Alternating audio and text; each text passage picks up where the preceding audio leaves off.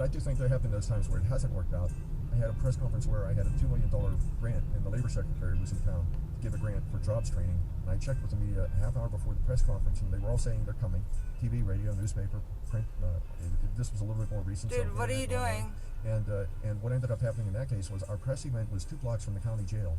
And 2 days earlier, there was this big murder case, and they arrested the suspect.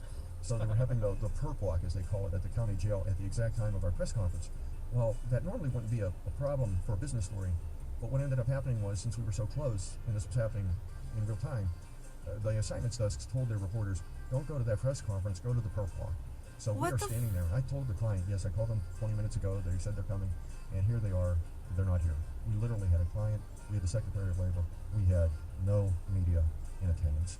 Luckily, it was one of those press events where you have so many other people that aren't media around that they were able to at least fill in the seats and not make it look so bad.